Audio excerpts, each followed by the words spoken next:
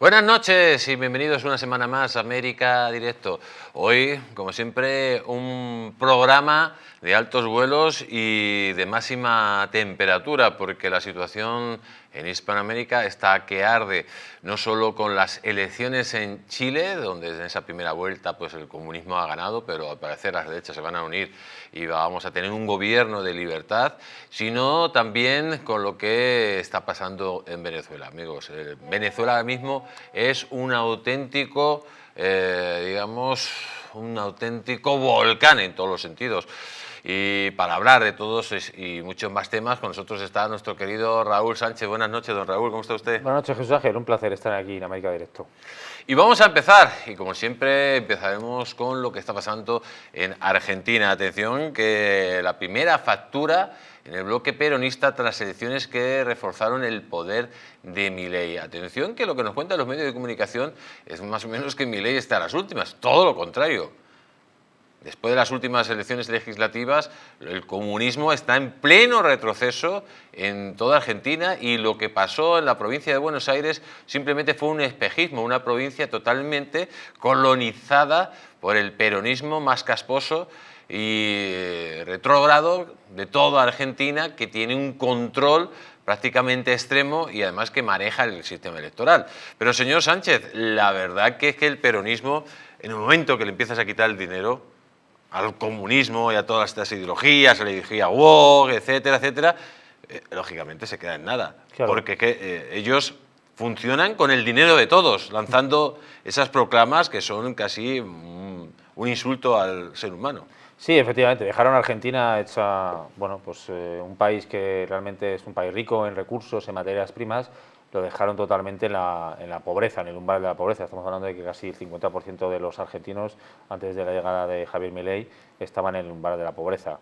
Desde que accedió al cargo el economista Milei, pues afortunadamente esa situación se ha ido revirtiendo poco a poco. También es verdad que lleva su tiempo, porque en 2 años con ese descalabro, digamos, o esa nefasta gestión del kirchnerismo durante muchísimos años en Argentina, es muy difícil que un país como Argentina pues cambie económicamente pues en ese periodo corto de tiempo, ¿no? Pero bueno, afortunadamente las políticas económicas de su equipo de gobierno están funcionando, algo que el kirchnerismo, pues lógicamente, como solo lo único que quiere es alcanzar el poder para poder, llegar a utilizar sus políticas precisamente y a enriquecerse, ¿no? Como lo vimos precisamente con la expresidenta Cristina Fernández de Kirchner. Sí, porque cuéntenos, la última noticia es que le han embargado 23 inmuebles. Sí, efectivamente. Una de las mayores ladronas de la historia de Argentina, y mire qué difícil. Sí, la justicia ha embargado casi 25 inmuebles, tanto a ella como a sus 2 hijos, a Florencia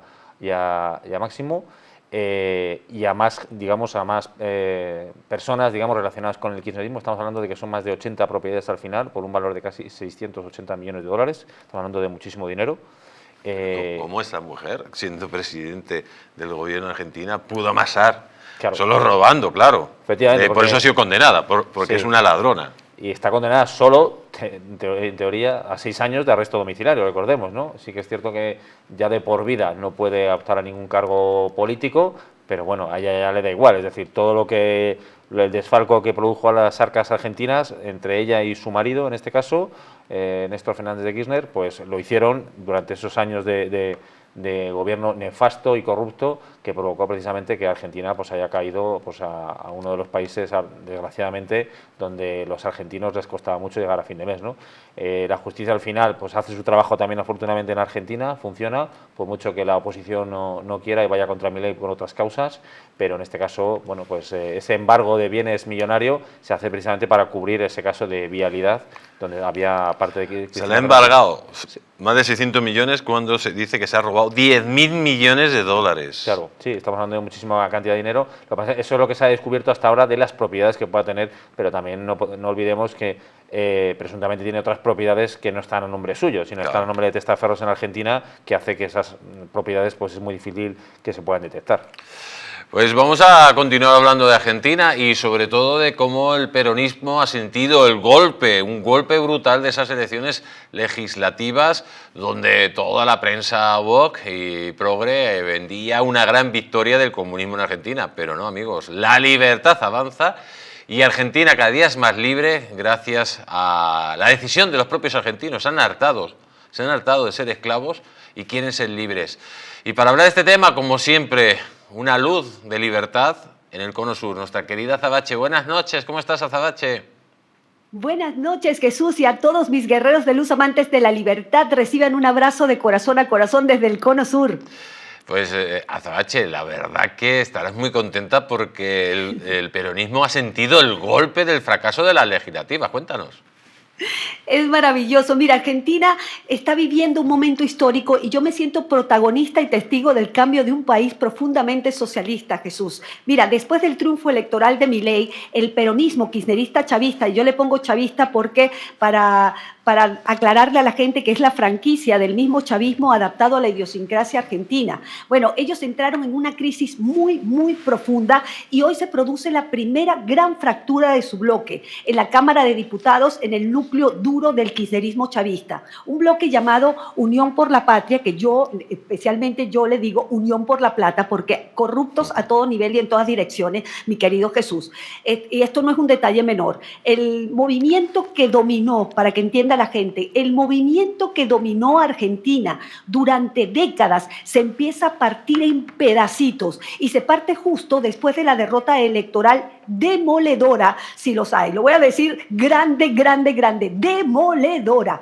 ¿Qué significa esto, esta ruptura para todos los que nos ven por Distrito TV? Que la oposición peronista, kirchnerista, chavista ya no es un bloque sólido. Perdieron poder y pierden control. Y esto es maravilloso. ¿Por qué? A medida que ellos se dividen, Milei se fortalece. Y esto es una buena noticia para los amantes de la libertad. Hoy oficialmente la Libertad Avanza ya es la primera minoría en la Cámara de Diputados. Repito, primera minoría.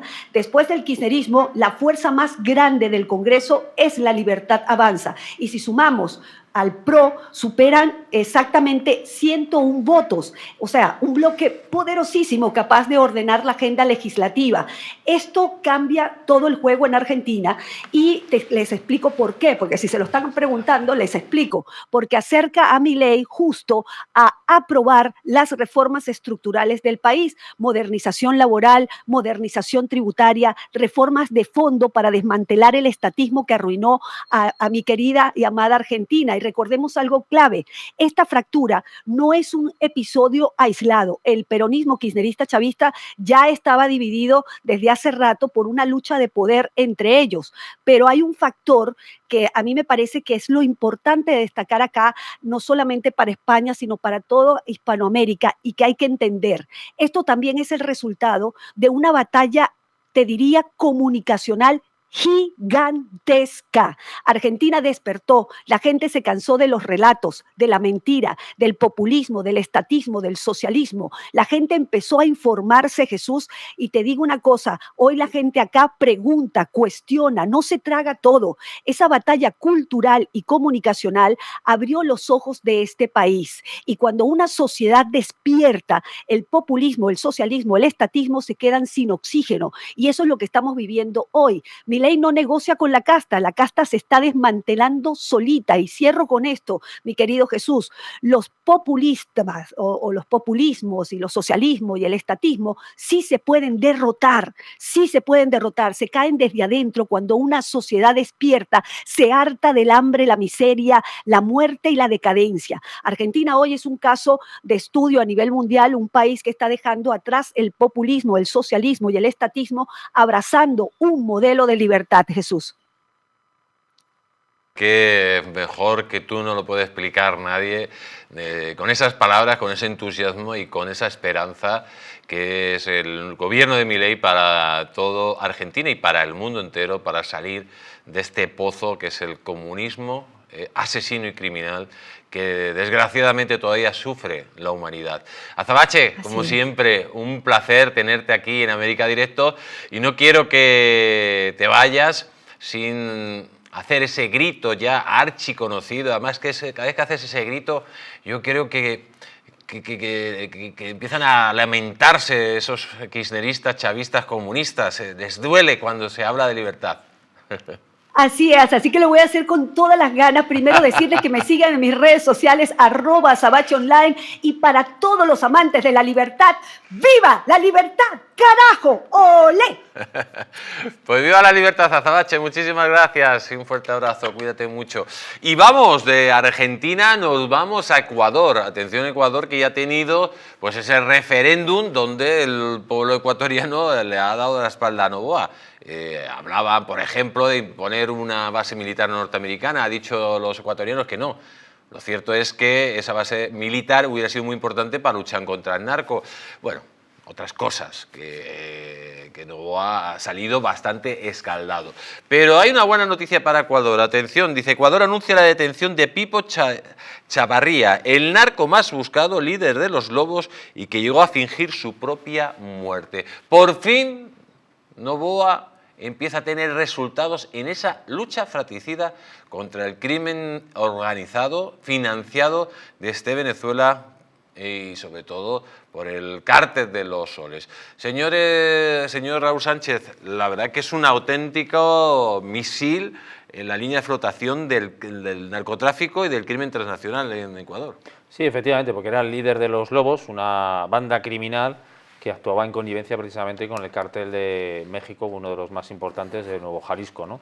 Desde precisamente esta banda criminal, que se estima que tiene unos 8.000 miembros aproximadamente en Ecuador, movían grandes cantidades de droga provenientes de Perú y Colombia, que junto con el narco, en este caso con el cártel de Nuevo Jalisco de México, lo llevaban a Estados Unidos, ¿no? Además está acusado de haber provocado al menos 400 muertes precisamente en esa lucha que hay en Ecuador de las bandas para controlar todo lo que tiene que ver con el crimen organizado y especialmente el narcotráfico en dicho país, y ha supuesto pues para Ecuador en este caso y para el presidente, que lo celebró en redes sociales, la detención una gran noticia, ¿no? Estaba escondido en Málaga, aquí en España, con una identidad falsa. Recordemos que fingió su propia muerte en 2001 diciendo que la familia, ¿no?, afirmó que había fallecido por un infarto de COVID, cosa que las autoridades precisamente policiales no creían, y vivía a mitad entre España y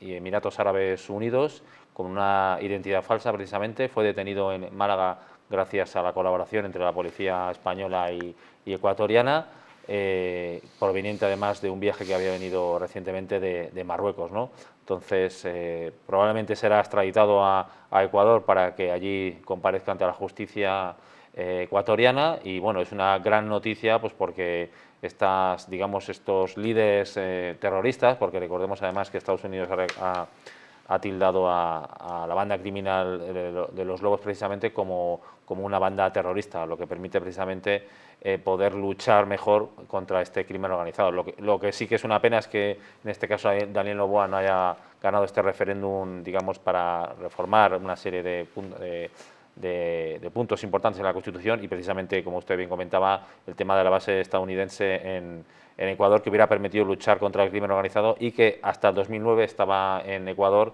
pero Rafael Correa, el antiguo presidente, prohibió que hubiera bases norteamericanas en dicho país, y cambió la Constitución para precisamente que no se renovara ese permiso que tenía la base estadounidense para Ecuador, y lo que ha provocado precisamente, que lo hemos visto en los últimos años, es que el crimen organizado pues ha ido creciendo y ha ido, digamos, campando a sus anchas en Ecuador, algo que quiere revertir el gobierno de Daniel Noboa en este caso. Pues amigos, la verdad que seguiremos hablando de Ecuador, de esa lucha contra el crimen organizado. Cuando hablamos de crimen organizado hablamos del cártel de los soles y del cártel de Puebla, por lo tanto del socialismo del siglo XXI, que es la auténtica peste que invade no solo Hispanoamérica, sino, por ejemplo, España. Ojo, es que esto ya... y muchos políticos europeos y españoles están comprados por estos cárteles, a niveles que ustedes ni se imaginan. Vamos a continuar hablando precisamente de cártel de los soles, de crimen organizado, y tenemos que hablar de nada más y nada menos que Nicolás Maduro. Sobre el ultimátum de Donald Trump en Estados Unidos: el que quiera hablar con Venezuela hablará face to face. Bueno, La verdad que este fantoche, hablar face to face con Donald Trump, yo creo que es hasta ridículo, ¿no? Sí, bueno, no hay más que ver las imágenes, los vídeos que realmente circulan, ¿no? Que él emite desde Caracas, pues intentando, digamos, de alguna manera contentar a Trump con su inglés bastante lamentable, la verdad, todo hay que decirlo, porque no sabe articular una frase, solo dice palabras sueltas y con esa pronunciación o entonación bastante patética, ¿no? Por no decir otra cosa y utilizar otras palabras más fuertes. Pero bueno, lo que busca Maduro es, digamos, ganar tiempo, intentar contentar a Trump, como he dicho, y evitar una posible confrontación con Estados Unidos. Es decir, estamos hablando de que Trump está acumulando tropas en el Caribe.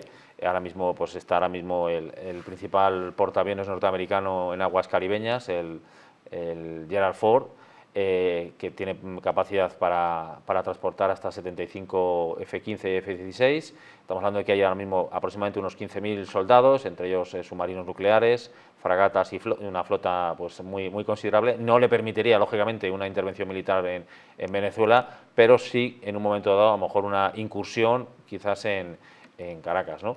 El tema es, bueno, pues que vamos a ver, porque Trump ha dicho en los últimos días que tiene previsto a lo mejor una negociación con Venezuela. Veremos a ver, porque lo que lógicamente la Casa Blanca quiere es que Maduro abandone el poder como sea, porque aparte de que le ha calificado como el líder del cártel de los soles, es el culpable precisamente de llevar a numerosos delincuentes y criminales a Estados Unidos a través del tren de Aragua. Entonces, bueno, veremos a ver cuál es la salida, porque está claro que Trump en este mandato no va a permitir que Maduro siga en el poder. Ha dicho Trump directamente que dentro de esas familias, porque lo que hay que explicar a la gente es que no hay una uniformidad en el poder, estamos hablando de familias que controlan el poder en Venezuela, y este es el tonto útil, que es Maduro, el que está ahí puesto, ¿no? Pero es el títere de todas estas familias.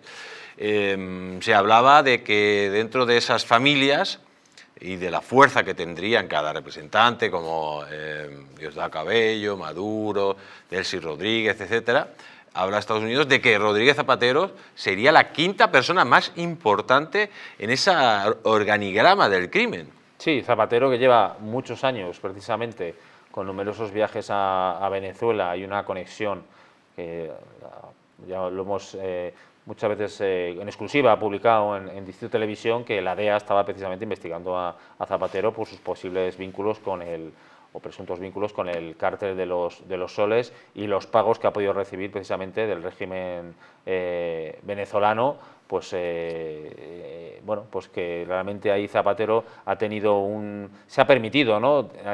Digamos, tanto desde España como el anterior gobierno de Joe Biden en Estados Unidos, que Zapatero hiciera y deshiciera todo lo que quisiera en Venezuela. Ahora la llegada de Trump ha permitido precisamente que se emplee la mano dura ya con Venezuela, teniendo en cuenta que es un centro, digamos, de envío de droga y narcotráfico a Estados Unidos. Y bueno, Zapatero pues está puesto ahora mismo en la diana de Estados Unidos por sus vínculos, en este caso, con la narcodictadura de Maduro, ¿no? Veremos a ver precisamente porque se hablaba en un momento dado de retirar el visado para entrar en Estados Unidos, pero bueno, yo creo que ahí eso sería lo mínimo que tendría que hacer Estados Unidos, ¿no? con Zapatero. Y se verá. También es cierto que desde España, pues como tenemos un gobierno socialista, esa colaboración con Estados Unidos está siendo mínima. Es decir, el gobierno de Sánchez no permite precisamente que vaya más allá de esas investigaciones contra Zapatero. Es que hemos visto el poder de Zapatero y ahora lo vamos a enlazar. Zapatero se ha reunido con oligarcas chavistas aquí en Madrid, precisamente con la oposición venezolana, para trasladar a Estados Unidos un gobierno de transición de 2 años, con los militares sin Maduro. También se ha reunido con Delcy Rodríguez y ya con gerifantes chavistas para que Delcy Rodríguez y el hermano sustituyeran a Maduro y continuar con el régimen. De hecho, aquí ya ha utilizado sus contactos dentro de la diplomacia norteamericana para hacer ese cambio de gobierno. O sea, es que es una persona con un poder sí. ya de facto. O sea, no son digamos, indicios, no, estamos hablando de cosas muy concretas para que este hombre se reúna y pueda mover a un presidente por uno o por otro, que encima, y eso intente ofrecerlo a Estados Unidos, es que es una persona de referencia y eso lo sabe Estados Unidos. Sí, lo sabe Estados Unidos, lo sabe Trump, lo sabe la Casa Blanca y lo sabe Marco Rubio, el secretario de Estado, precisamente, pues quién era o quién es Zapatero, ¿no? Aparte de la desgracia que provocó aquí en España durante muchos años, los que vivimos aquí tuvimos que sufrirlo, en el tema de Zapatero con Venezuela, pues no deja de ser un simple mediador, sino que va mucho más allá. El poder de Zapatero que tiene ahora mismo aquí en España, en el gobierno, aunque está fuera del gobierno, pero aquí siempre hemos defendido que es un presidente de la sombra, y la influencia que tiene en Venezuela es tremenda, ¿no? Es decir, como usted bien comentaba, existe esa posibilidad, se ha trasladado al gobierno norteamericano de Donald Trump la opción de que haya un gobierno de transición, pero dentro, digamos, del régimen chavista. Es decir, ¿no? y Trump obviamente no quiere eso, no quiere más de lo mismo, porque sabe que es como cambiar una persona por otro, pero el régimen de la narcodictadura va a seguir estando allí, ¿no? La idea es porque además en numerosas ocasiones ha dicho que Maduro es digamos, un representante ilegítimo, que no ganó las elecciones y que está presidiendo Venezuela sin el apoyo de los venezolanos, ¿no? Entonces, la gran incógnita es ver cómo se consigue cambiar precisamente ese régimen venezolano. Y existen varias opciones pues, encima de la mesa, o un lado que se llegue a un acuerdo precisamente de salida de Maduro y de todos los chavistas que le apoyan en el poder, y bueno, y en otros casos también la posible intervención militar o la extradición a otro país para que Maduro no sea juzgado también. Pues vamos a continuar, amigos, porque recientemente, ¿se acuerdan que ya en otros programas de la cadena estuvimos anunciando que Donald Trump iba a hablar con Maduro? Y al parecer lo que la administración de Maduro le ha dicho a Donald Trump es lo siguiente. Dice que Trump rechaza una oferta de Maduro de dimitir tras un plazo de 2 años. O sea, que lo que quiere Maduro es, señores, lo que está negociando en estos instantes. Lo vamos a adelantar porque esto es información que viene directamente. Maduro quiere 2 años más de transición, aparte de un retiro dorado a cambio de marcharse y no ser derrocado. Y mientras en estos 2 años ir borrando todas las pruebas posibles de todos sus crímenes, que es exactamente lo mismo que proponía Rodríguez Zapatero con otro militar. Fíjense ustedes las conexiones tan grandes que hay. Pero para hablar de este tema, ¿quién mejor que nuestro querido Federico Berrueto? Don Federico, buenas noches, ¿cómo está usted? Muy buenas noches, estoy muy bien y por tu amable conducto saludo al auditorio. Pues vaya que broma que está jugando Maduro, ¿no? Querer mantenerse 2 años más en el poder cuando prácticamente ese señor debiera estar en la cárcel. Y cuando los Estados Unidos han desplegado una fuerza naval asombrosa, mayúscula, y bueno, no le queda otra al señor Trump más que hacer las maletas y en todo caso solicitar piedad. Llevar a su pueblo a la confrontación militar sería un suicidio, pero aún más, ni siquiera creo que va a llegar a eso. Seguramente va a haber una fractura al interior de los militares y van a tener que echar al señor Maduro a patadas porque es un desquiciado criminal cuyo lugar debe ser la cárcel. De hecho, lo que usted está comentando aquí lo adelantó el embajador Gustavo de Aristigui, básicamente de que Trump no haya iniciado las operaciones militares porque al parecer dentro de las familias hay generales que no quieren perder la cabeza ante un ataque norteamericano y eso ha hecho que se inicien esas negociaciones. Pero lo que se aprobó también de la posible intervención ya, considerando al Cártel de los Soles una organización terrorista, es que Estados Unidos puede ir con cualquier dron y liquidar la cabeza de cualquier oligarca venezolano. Nadie quiere perder la cabeza por salvar a Maduro, ¿no? Absolutamente. Y hay que escuchar lo que ha dicho en estas últimas horas María Corina Machado, donde está llamando a su pueblo a que se preparen porque las horas de Maduro están contadas. Aquí sería un grave error de Trump que no creo que vaya a incurrir en ese error, sentarse a negociar con el criminal y darle tiempo. Lo que tiene que hablarse con Maduro es que entregue el poder a la brevedad. La brevedad, ¿cree usted que Maduro está intentando engañar a Donald Trump y Donald Trump caerá en esa trampa? Porque claro, hay que ver también lo que sabe Maduro de la administración Biden. Hay que recordar quién financió el Black Lives Matter, que fue clave para tumbar a Donald Trump en las antiguas elecciones, esas manifestaciones, y hay que saber también que Maduro está comprando a muchos congresistas y senadores demócratas. Eso puede ser secretos de Estado que desestabilicen al propio Estados Unidos, ¿no? Difícilmente, porque el gobierno de Estados Unidos tiene todas las cartas del juego. Maduro prácticamente no tiene nada, no tiene ninguna. Si no ha habido una incursión militar, es precisamente para evitar el derramamiento de sangre y que eventualmente hacia la victimización de algún jefe militar pudiera surgir algo indeseable como parte del nuevo proceso político. Pero creo que Marco Rubio es un conocedor del alma latinoamericana, sabe perfectamente cómo lidiar con dictadores como Maduro, y yo no esperaría ni siquiera un intento de engaño. Y si lo hay, pues se va a llevar un revés, porque el gobierno norteamericano no hará concesión alguna. Pues don Federico, como siempre, un placer tenerle aquí en América Directo. Reciba un gran abrazo. Un gran abrazo y nuevamente saludo al auditorio por tu amable conducto. Muchísimas gracias.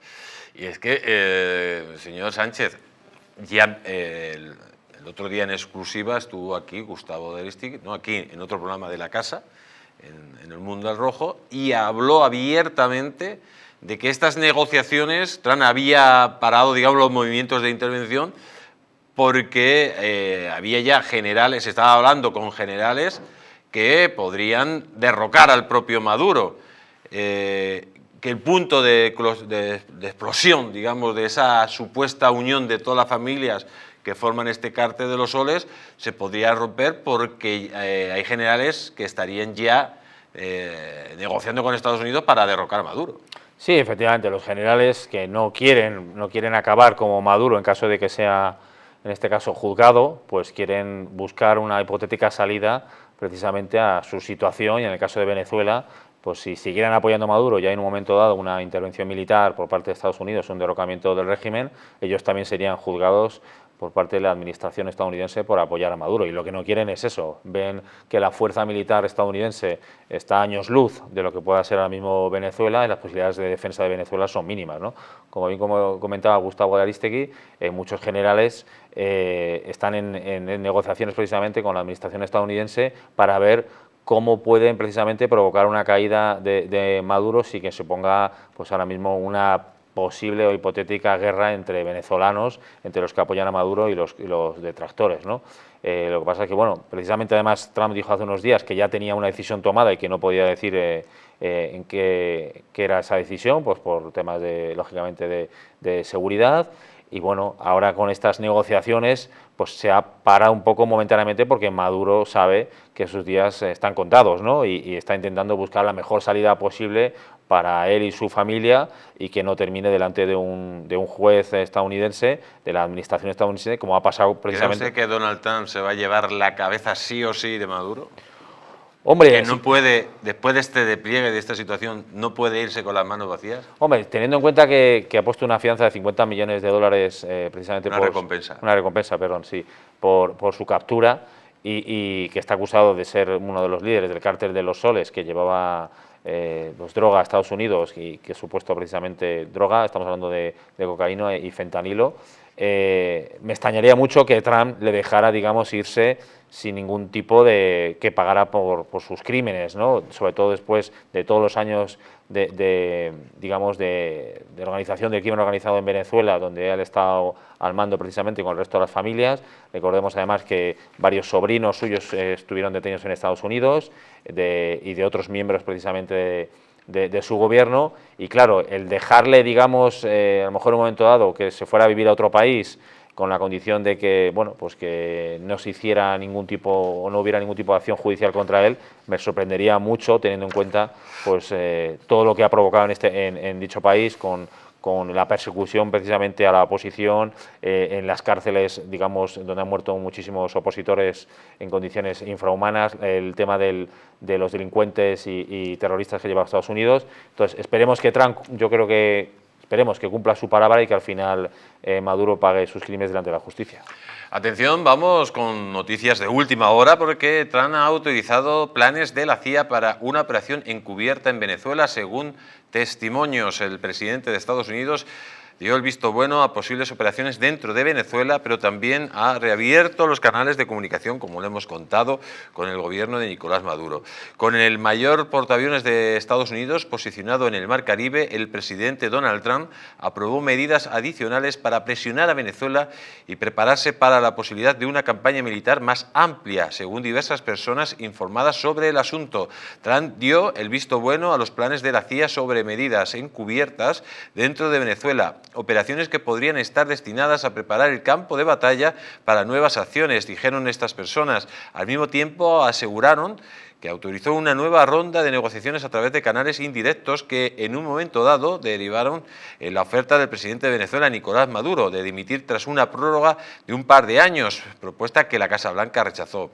No está claro cuáles podrían ser las acciones encubiertas ni cuándo podrían llevarse a cabo. Trump aún no ha autorizado la presencia de fuerzas de combate sobre el terreno en Venezuela, por lo que la siguiente fase de la campaña de presión cada vez mayor del gobierno de Trump sobre el gobierno de Maduro podría ser el sabotaje o algún tipo de operación cibernética, psicológica o informativa. El presidente no ha tomado una decisión sobre el curso de acción más general a seguir en Venezuela, ni ha articulado de manera pública su objetivo final más allá de detener el flujo de drogas desde la región, y los planificadores militares y la CIA han preparado diversas opciones para distintas contingencias. Atención, noticia de última hora, donde al parecer estaría ya autorizando diversas operaciones de la CIA de sabotaje. Ya puede ser sabotaje de bases militares, puede ser sabotaje de factorías de la droga o incluso un ciberataque que reventaría todas las comunicaciones y la administración de Maduro. Sí, porque al final Maduro tecnológicamente depende mucho de Rusia y de Irán y parte de China también. Entonces, la opción que, como usted bien comentaba, de incursiones precisamente de militares o de ataque, porque lo tienen localizado, desde la Casa Blanca ya tienen localizado precisamente dónde están los principales laboratorios de la droga en Venezuela y los centros de producción y exportación. Recordemos que ahora mismo Estados Unidos, que ha atacado varias narcolanchas precisamente, hasta 8, en los últimos meses y ha provocado, digamos, que esa salida por mar que tenía la droga ya no se pueda producir, sino que están buscando desde Venezuela la salida terrestre para exportar esa droga a Estados Unidos. Ha provocado precisamente que desde la Casa Blanca de la administración Trump se valore pues, el atacar precisamente los centros militares, digamos, más importantes que apoyan al chavismo, en este caso a Nicolás Maduro, y los centros de producción de droga, sobre todo en este caso de cocaína y parte de fentanilo. Esto desbarataría, son los principales ingresos que tiene ahora mismo Venezuela, porque estamos hablando de que el petróleo, las exportaciones que tiene ahora mismo por parte a otros países son mínimas, es decir, recordemos además que Venezuela es el país con mayores reservas de petróleo del mundo por encima de Arabia Saudí, es decir, tiene más de 300.000 millones de barriles de petróleo bajo su suelo, que no se puede lógicamente explotar, pues porque ha habido en este caso un veto a las compañías, teniendo en cuenta pues que Maduro pues es un narco, es un dictador que se ha basado precisamente su mandato en el narcotráfico, ¿no? Entonces, todas estas operaciones que se producirían en los próximos días, si no hay avances por otro lado, a la salida de Maduro, porque todo dependería lógicamente de que Maduro abandone el poder, y en el caso de que abandone el poder estas operaciones no se llevarían a cabo, pero en caso de ser así, esas incursiones terrestres o desde flotas de aviones que tiene ahora mismo el gobierno norteamericano a través del portaaviones Gerald Ford. Recordemos también que está utilizando las bases que tiene en Trinidad y Tobago y Puerto Rico.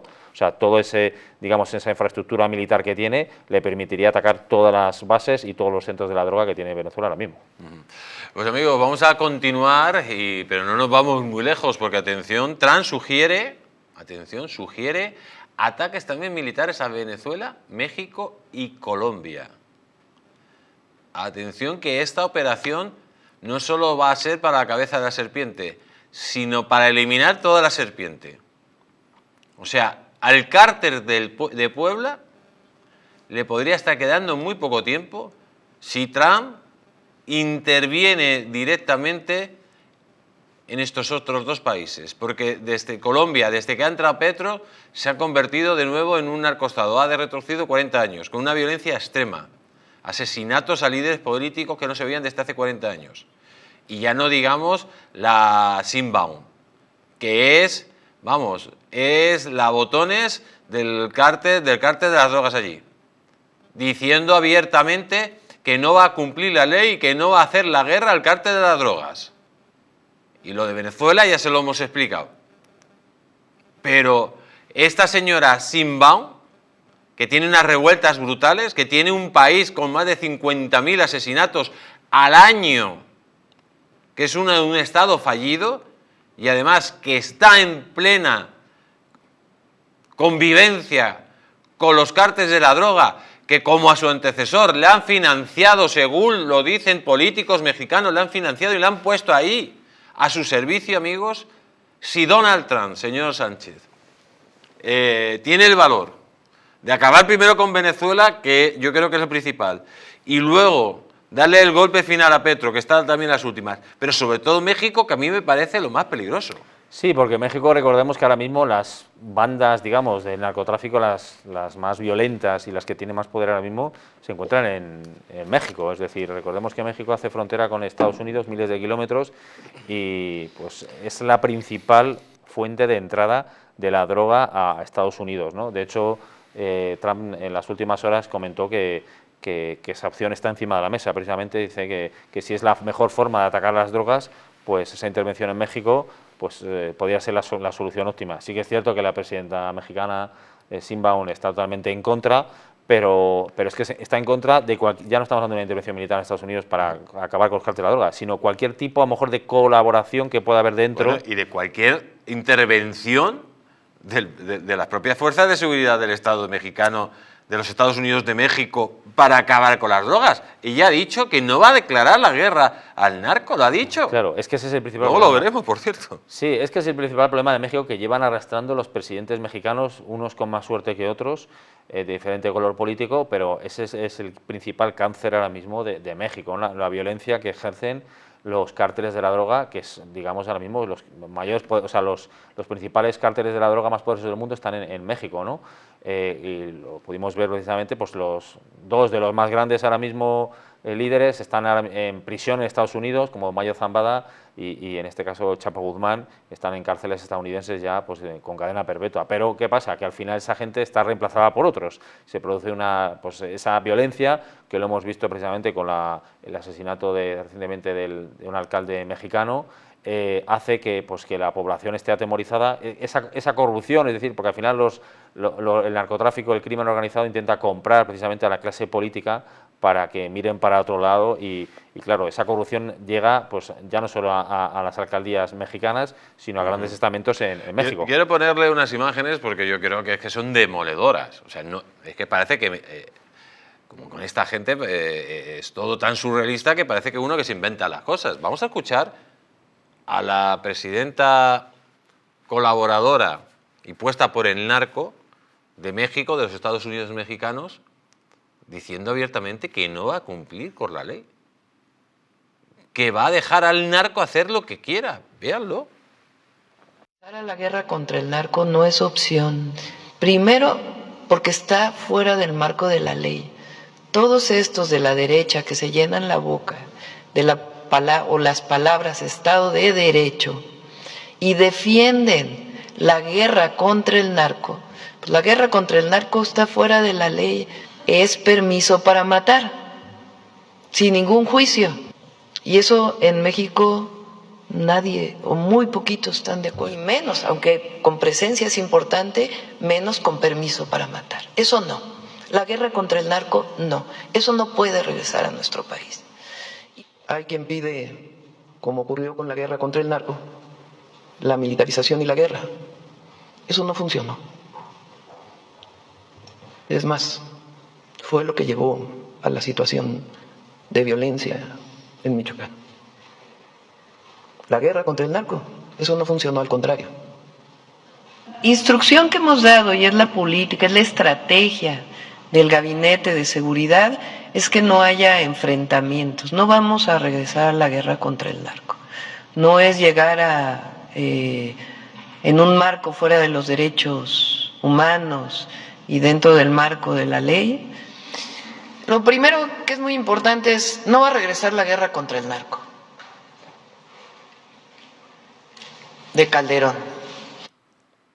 Pues señores, no lo digo yo. O sea, luchar contra el narco está fuera de la ley, fuera del Estado de Derecho. Esta señora, directamente, ¿de qué planeta ha venido? O sea, luchar contra la delincuencia está fuera del Estado de Derecho. Oiga, es que precisamente el Estado de Derecho justifica luchar contra los delincuentes.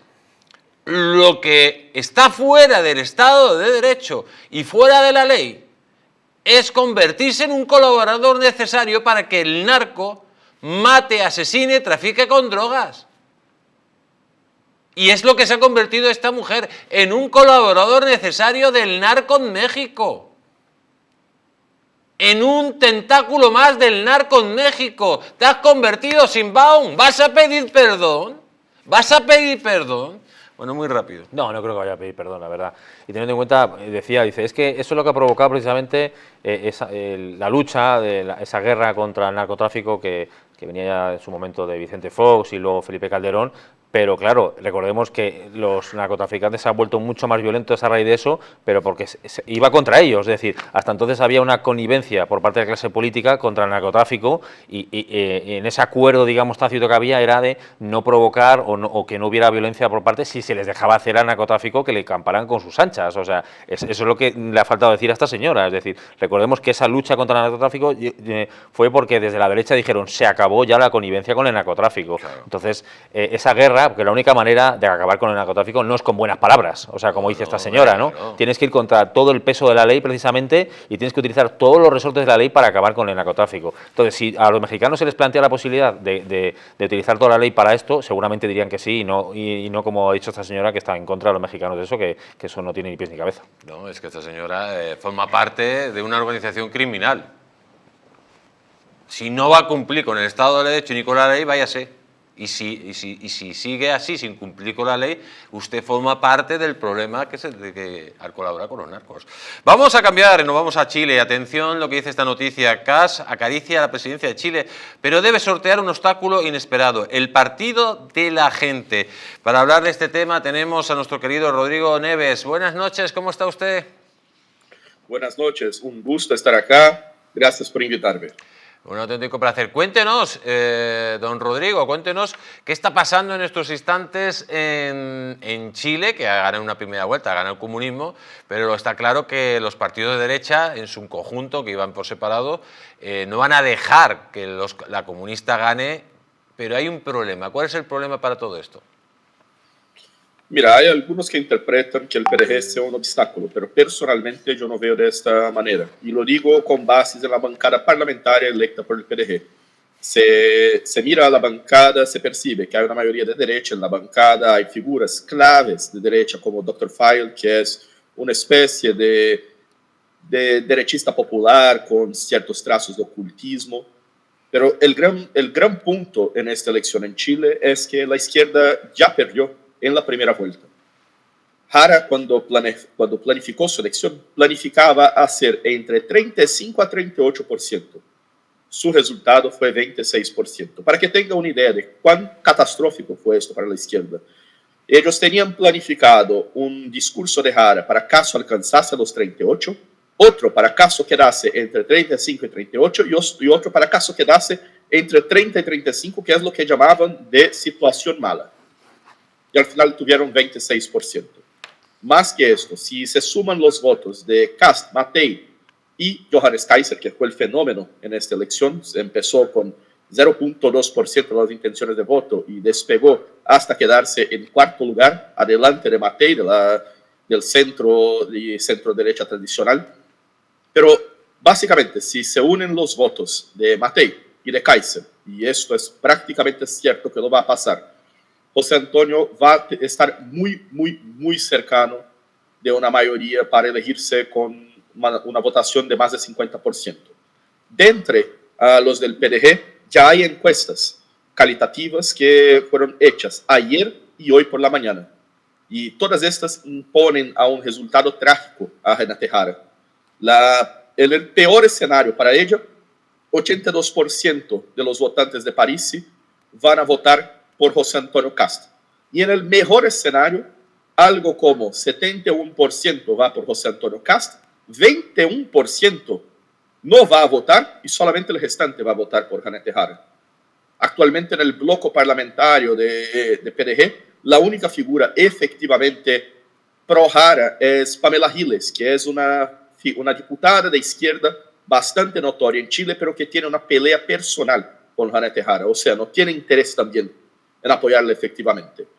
El gran punto y el gran desafío que el PDG presenta a José Antonio Kast no es si él va a ganar o no la elección presidencial, sino que si él va a tener o no mayoría parlamentaria para gobernar sin tener que preocuparse con el centro y la izquierda.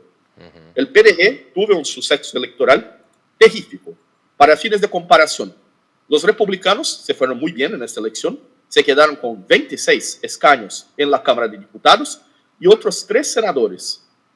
Y en esta elección solamente mitad del Senado se cambió, pero republicanos prácticamente canibalizó a lo que era antes la base parlamentaria de Matei y de Chile Vamos, que es un grupo político que está en franca decadencia.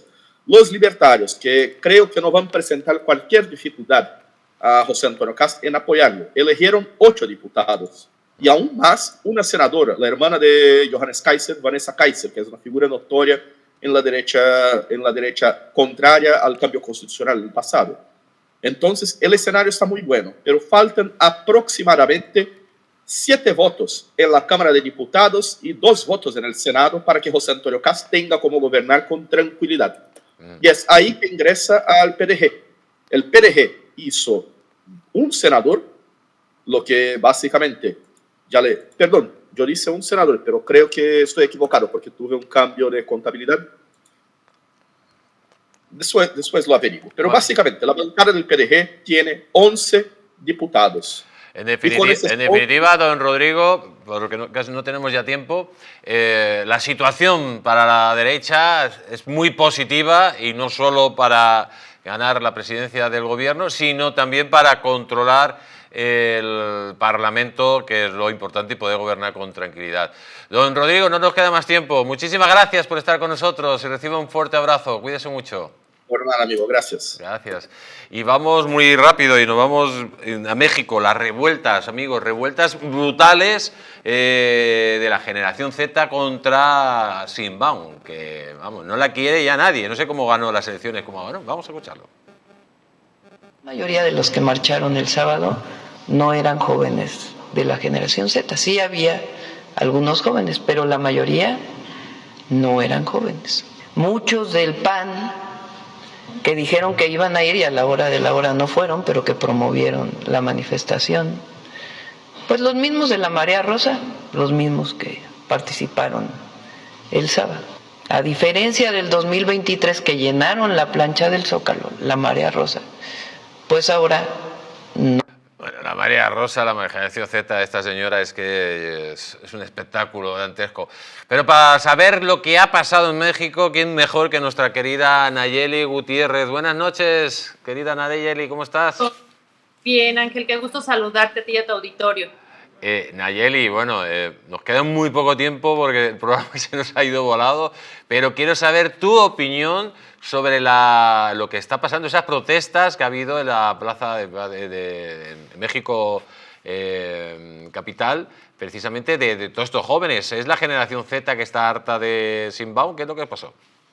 Mira, la realidad es que sí empezó siendo convocada por la generación Z, pero ya después se desvirtuó y en la marcha hubo personalidades de todas las edades. Sí fue una marcha real donde hay un descontento porque fueron 54 ciudades las que se unieron a esta marcha de manera independiente. Aparte de la Ciudad de México, fueron 54 ciudades.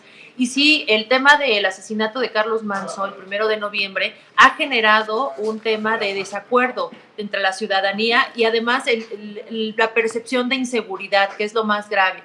Creo que sí es indispensable que la presidenta de México rectifique el camino que han tomado en el tema de inseguridad y obviamente con esta inercia de la ciudadanía y de los jóvenes que los aproveche, lejos de ser una crítica, que aproveche este descontento para que todos se unan, porque es un tema que tiene que ver con la corrupción, es un tema que está endémico en México y que toda la sociedad debemos de participar para resolverlo. No me parece adecuado lo que hicieron de vandalizar, tampoco la represión que se hubo hacia los jóvenes y también fue muy notorio que hubo grupos de choque que fueron quienes rompen esta valla y quienes empiezan con la agresión y eso es lo que desvirtúa una manifestación que pudo haber sido pacífica y muy noble y de mucho sentimiento.